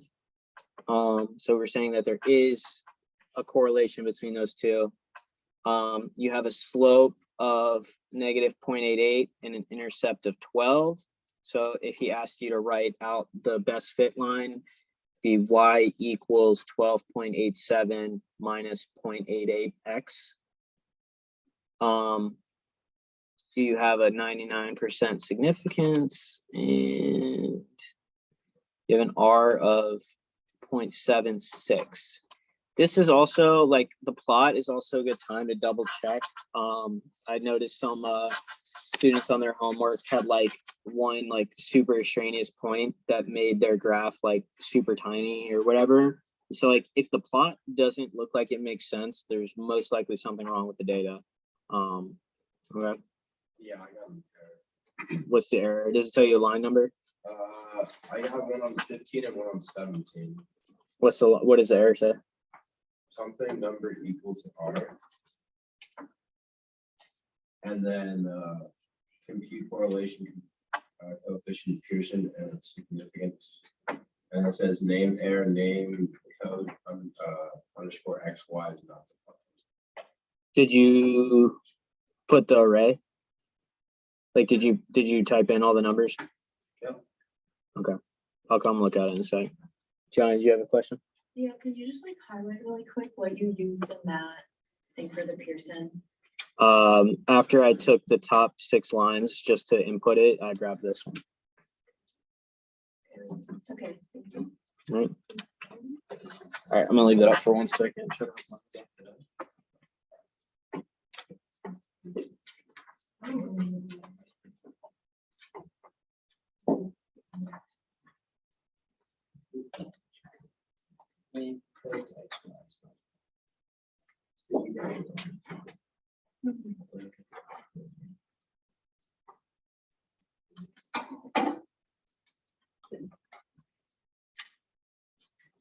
Because that one, I grabbed it originally, and then I said, oh wait, don't do that one. Grab this one at the bottom. Gotcha. So, yeah. Wait, this is. Hmm? Yes. What does it mean when it says NP is not defined? It means that up at the top, you, Oh, I have to put the number in. yeah.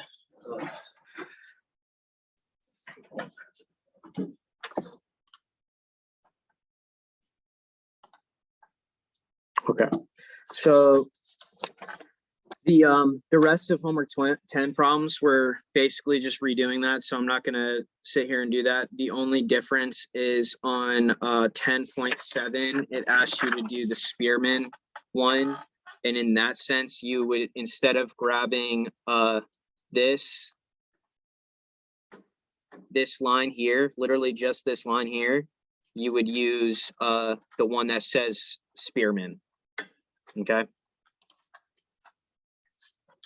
So we'll move on to homework 11. All right.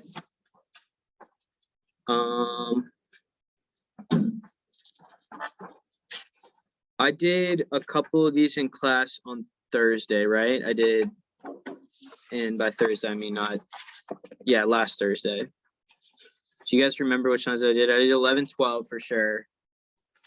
And I did the 11, 9, the mites per leaf. Does that sound right? So if it's okay with you guys, I'll just do 11, 6. And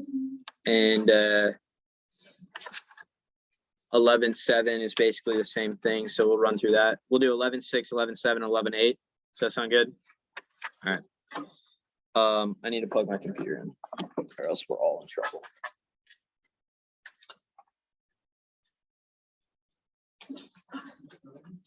We didn't get that one back, did we? Yeah. If you haven't gotten it, I have it here. Oh, I Yeah, if anybody's still missing homework, I have all of them, so.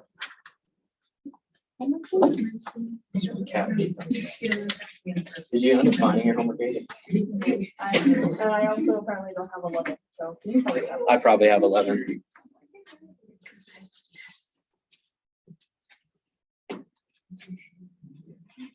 Oh, this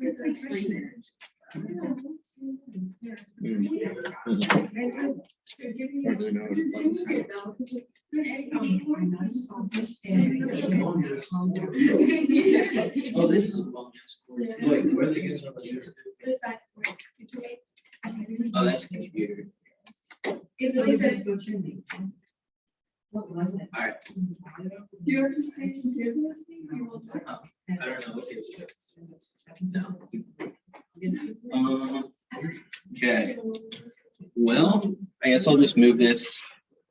All right, so this last couple, I'm just gonna do on this board over here, just so I can keep the recording going.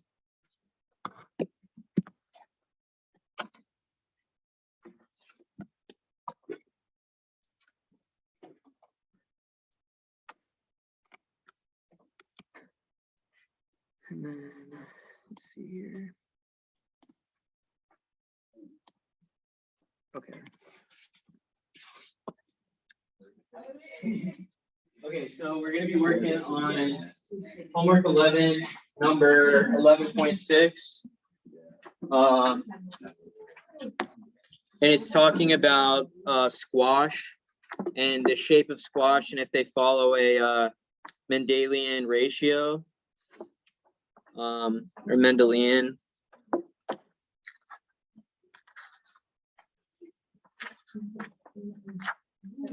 So this one.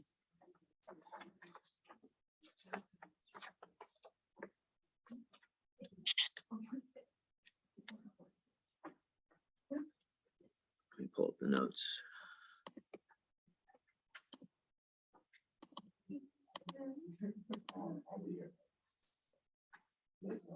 So this is the goodness of fit test. And let's see.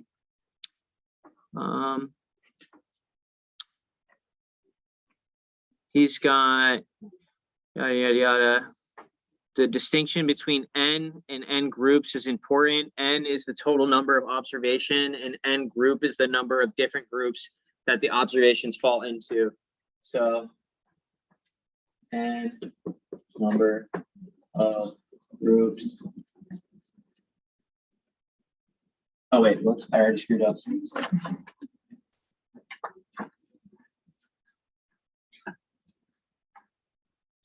That's N groups. And then N is the number of observations per group. Okay, so the degrees of freedom in the goodness of fit test is the number of groups minus the number of fitted parameters.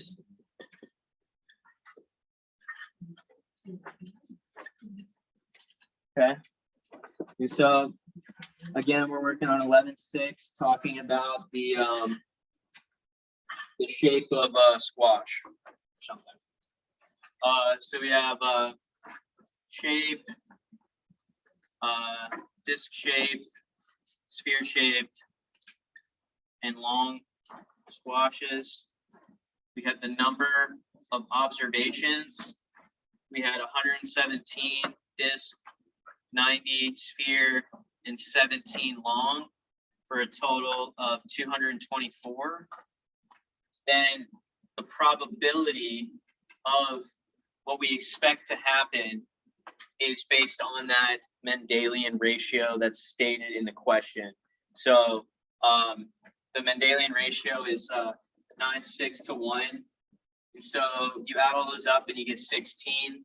So we expect to see 9 out of 16, 6 out of 16, and 1 out of 16. Okay, and this should equal to 1. This column right here should equal to 1.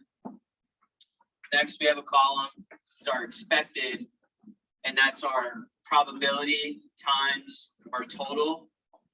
And so it's 9 over 16 times 224, 6 over 16 times 224, etc. So we would expect to see 126 disc shaped, 84 sphere shaped, and 14 long shaped. These values should add up to your total. If it doesn't, you did something wrong.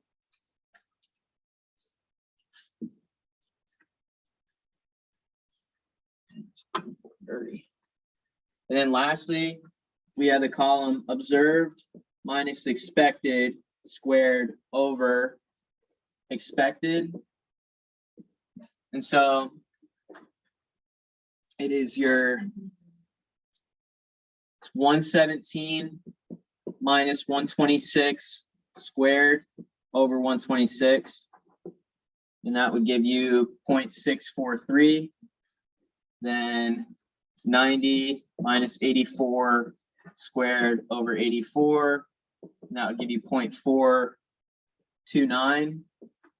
And then 17 minus 14 squared over 14.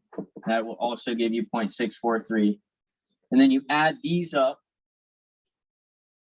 and that's your chi-squared statistic value, 1.715. Okay. And then what you do is you look in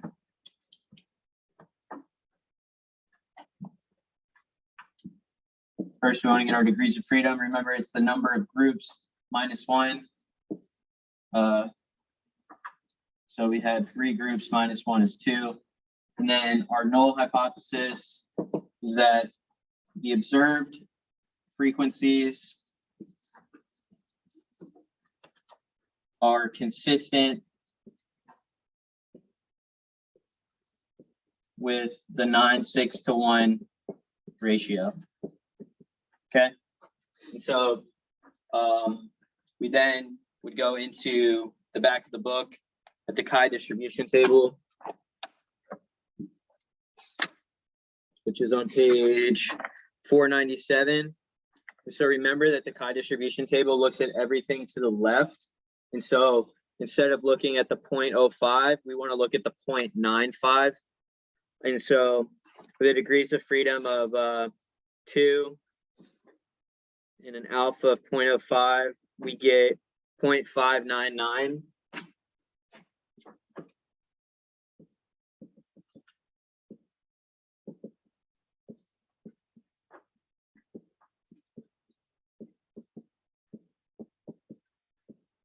And so since our critical value is greater than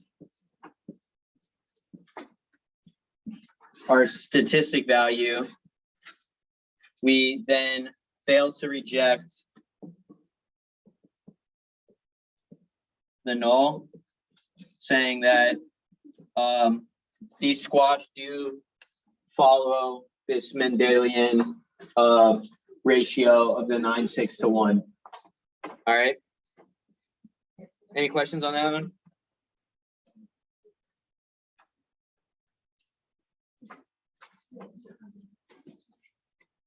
So I'm gonna erase this. I'm gonna erase that. I'm gonna leave that. For the exam, if we just choose to do like trifling, we would have to have written work minus us like writing whether it's reject or fail reject.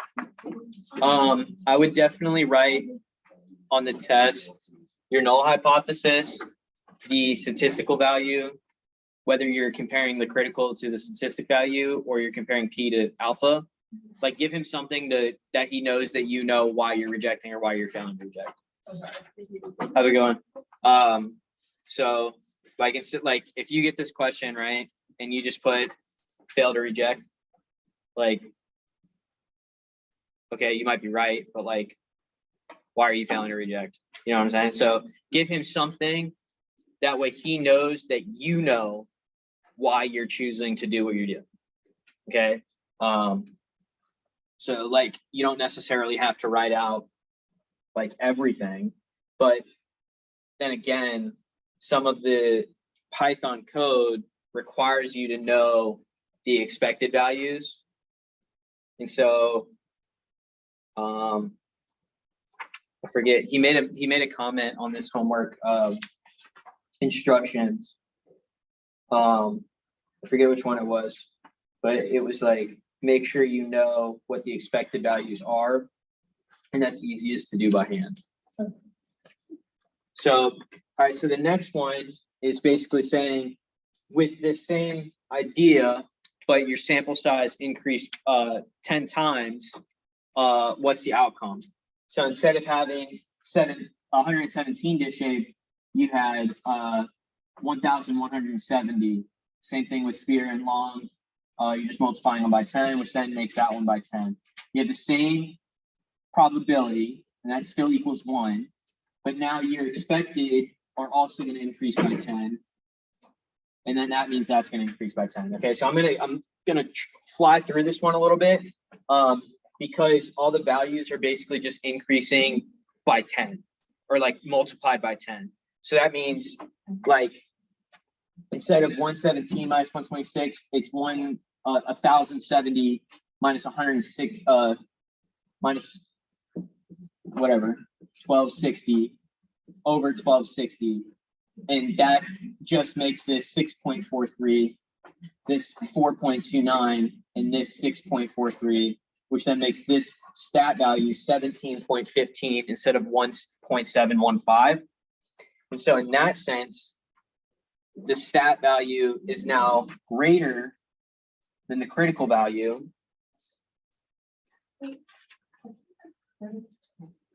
On the chi distribution table.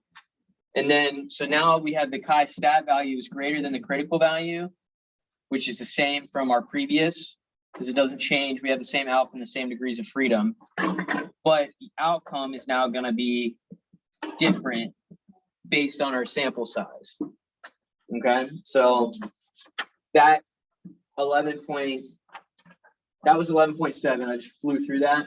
But 11.7 was just to show you that the sample size affects the outcome.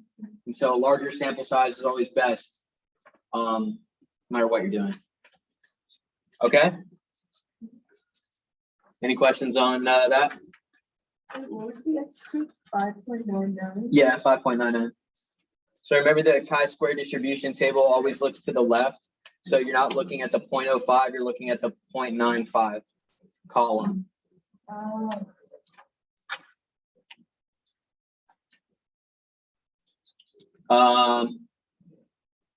So we'll move on to 11.8. Does that sound good?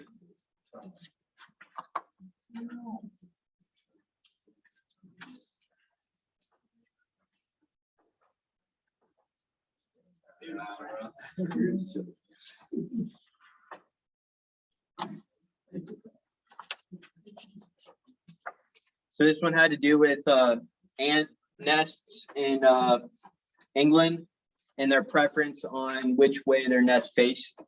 So we had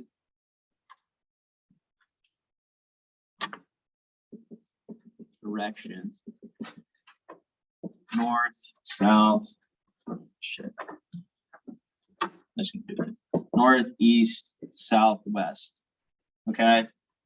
So we had 3, 8, 24, and 7. And like, honestly, like just looking at those values, you should be able to tell that they're like going south. We're assuming that the probability of them choosing a direction is all equal. So then it'd be 1/4 all the way down. Okay. And the total number here was 42. Okay. So then we're going to do 1/4 of 42 for all 4, which is 10.5.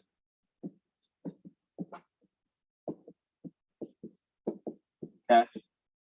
And that should equal your n. And so lastly, we're going to do this column here. So 3 minus 10.5 squared over 10.5. And that gives you 5.36. Then we have 0.60, then 17.36, and then 1.17. And you get a value of 24.49 is our chi-squared statistic value. Okay. And then so the null is that the probability of north equals the probability of south equals the probability of east equals the probability of west. Okay. Or no preference on direction. Okay. So then our chi-squared critical value is an alpha of 0.05 and degrees of freedom of 3, because recall the degrees of freedom are the number of groups minus 1. We have 4 groups. So then our critical value would be 7.815. And so since our chi-squared crit is less than our chi-squared statistic, We then reject the null, saying that ants have a preferred direction. Okay, you technically can't say anything about what direction they prefer. You can just say that they do have a preference of direction. However, again, since we clearly see that south has such a greater value, you can infer that they prefer to have a nest that faces south. The next question was like, why do you think that they have a nest facing south? So that basically told you that we were going to find. And I literally didn't care what he said. So any questions on that one? And like I said, we went over 11.9 and 11.12 in class on Thursday after my presentation. All right. And the code for this, it was going to be in the chi-squared contingency notes.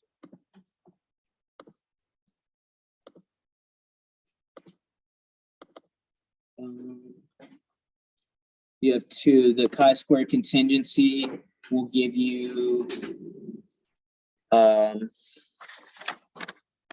when you're doing a chi-squared contingency test, which is what we did on 11.12 with the crabs and the shells. And then the chi-squared goodness of fit code will give you the code for the rest of the problems. Okay.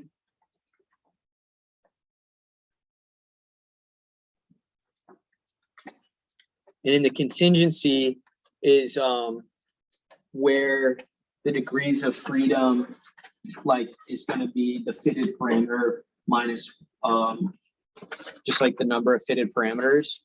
And so in the contingency one, we were doing some horizontal thing, or was that not that one?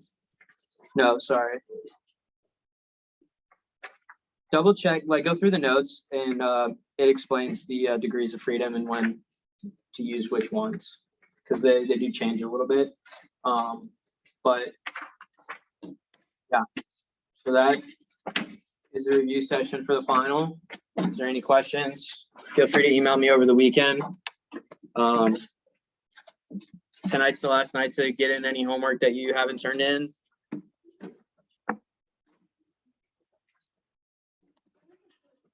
Mm-hmm.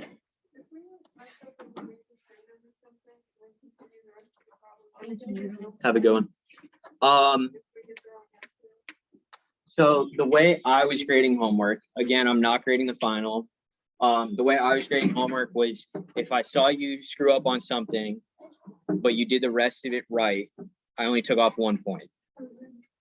I cannot speak for Mike, but I would have a hard time believing that he would like go through and mark like a bunch of points off if all you screwed up was a degree of freedom. All right.